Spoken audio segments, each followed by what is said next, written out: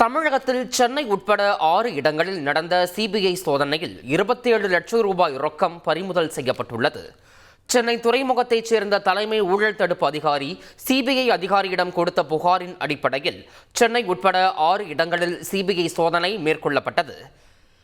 கப்பல்களை இழுக்கும் 4 இழுவை படகுகளை வாங்குவதற்கான டெண்டரை ஒதுக்குவதற்கு 70 லட்சம் ரூபாய் மூத்த துணை இயக்குநர் கேட்டது தெரிய வந்துள்ளது.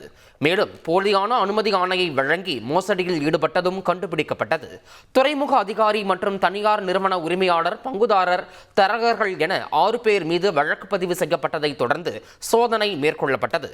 சோதனையின் போது 27 லட்சம் ரூபாய் பணமும் முக்கிய ஆவணங்கள், எலக்ட்ரானிக் ஆவணங்கள் சிபிஐ வசம் சிக்கியுள்ளது. தொடர்ந்து இதில் தொடர்புடைய மற்ற அதிகாரிகள் குறித்தும் சிபிஐ அதிகாரிகள் விசாரணை மேற்கொண்டு வருகின்றனர். சென்னையில் ரிசர்வ் வங்கியில் பணம் மாற்றி தரும் ஏஜென்ட்டிடம் மோசடி செய்த 2 பேரை போலீசார் கைது செய்தனர்.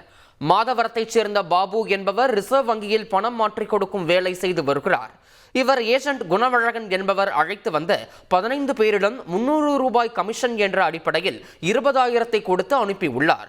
13 பேர் சரியாக பணத்தை மாற்றி கொடுத்த நிலையில் 2 பேர் தப்பி ஓடினர். இது தொடர்பாக பாபு அளித்த புகார் அடிப்படையில் ஏஜென்ட் குணவழகன் மற்றும் பணத்தை எடுத்துச் சென்ற சண்முகம் ஆகியோரை போலீசார் கைது செய்தனர். அவர்களிடம் இருந்து 40,000 பணம் மற்றும் ஒரு ஆட்டோ பறிமுதல் செய்யப்பட்டது. கிருஷ்ணகிரியில் 100 கோடி ரூபாய் மதிப்பிலான குவாரி டெண்டருக்கு விதிக்கப்பட்ட தடையை நீக்கி சென்னை உயர்நீதிமன்றம் உத்தரவிட்டுள்ளது. கடந்த 2020இல் 18 குவாரிகளுக்கு டெண்டர் கோரப்பட்ட நிலையில் 2021இல் அதற்கு சென்னை உயர்நீதிமன்றம் தடை விதித்தது.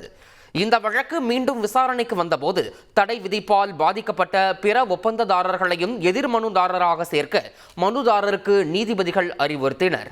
தொடர்ந்து டெண்டர் நடவடிக்கையை தொடர அனுமதியளித்த நீதிபதிகள் டெண்டர் ஒதுக்கீடு இறுதி தீர்ப்புக்கு கட்டுப்பட்டது என கூறி வழக்கை ஒத்திவைத்தனர். செய்திகளை உடனுக்குடன் தெரிந்து கொள்ள உடனே சப்ஸ்கிரைப் பண்ணுங்க.